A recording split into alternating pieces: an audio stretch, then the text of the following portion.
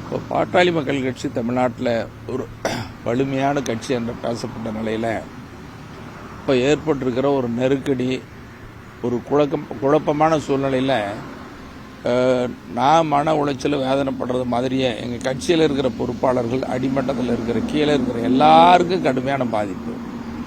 வரக்கூடிய செய்தியை ஒவ்வொரு நாளும் பக்கம் இரு தரப்பிலிருந்து வரக்கூடிய செய்தியை பார்க்கும் பொழுது எங்கள் கட்சியில் எல்லாரும் குழம்பி போய் ரொம்ப வேதனையில் இருக்கிற நிலைமையாக இருக்குது.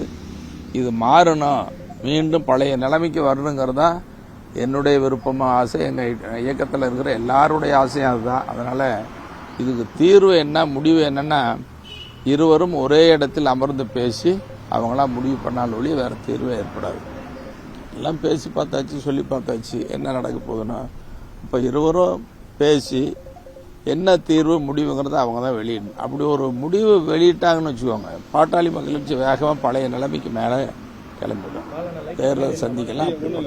அப்படிப்பட்ட நல்ல சூழ்நிலை உருவாகும். அதனால் நான் மீண்டும் வற்புறுத்துறதெல்லாம் பாட்டாளி மக்கள் கட்சி பழைய நிலைமைக்கு மேலே வீறு கொண்டு எழுணும், வளர்ச்சி பெறணும். அதுக்கு இருவரும் பேசி நல்ல தீர்வு எட்ட வேண்டும் என்பதுதான் என்னுடைய கருத்தாகவும் எங்கள் கட்சியினுடைய எல்லாருடைய கருத்தாகவும் இந்த நேரத்தில் வற்புறுத்துறேன்.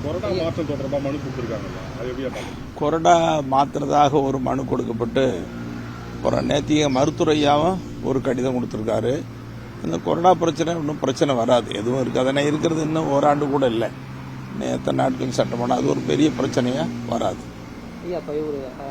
ஐயாவுடைய ஆதரவாளர்களை அவர் தொடர்ந்து நீக்கிட்டு வர்றாரு.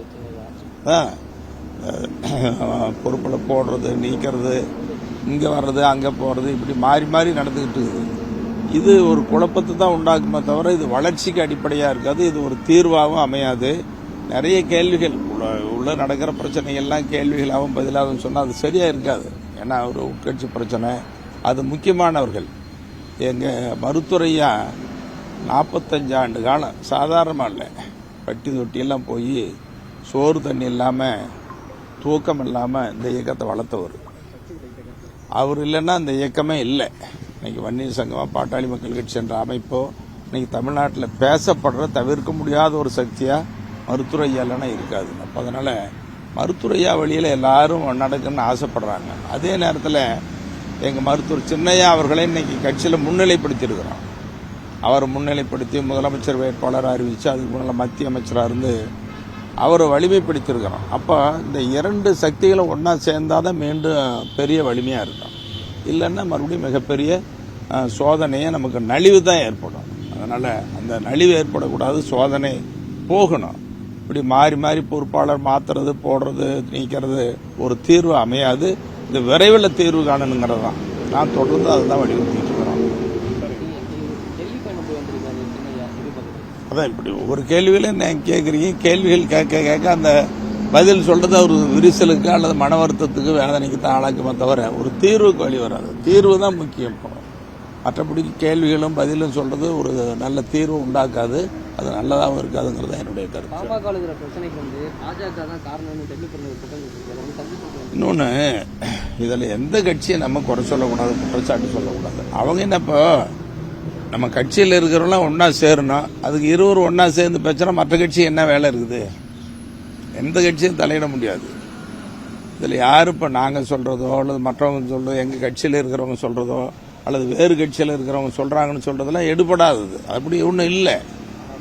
மாற்று கட்சியில் இன்னொரு கட்சியில் எந்த கட்சியில் சொன்னால் கூட அதை ஏற்றுப்போம். என்ன அப்படி சொல்கிறதும் இல்லை. அப்படிப்பட்ட செய்திகள் எங்களுக்கு வரல. எந்த கட்சியில் இருந்தால் இந்த பிளவுக்கு உண்டான காரணங்கிற செய்தி எதுவும் வரல. எந்த கட்சிகளும் காரணமும் இல்லை. ஆனால் 2 பேரும் ஒன்றா சேர்ந்தாதான் தீர்வு. இது மட்டும் பிளே ஸ்டோர் மற்றும் ஆப் ஸ்டோரில் இருந்து பாலிமர் செயலியை QR கோடு மூலம் பதிவிறக்கம் செய்யுங்கள். செய்திகளை உடனுக்குடன் பெறுங்கள்.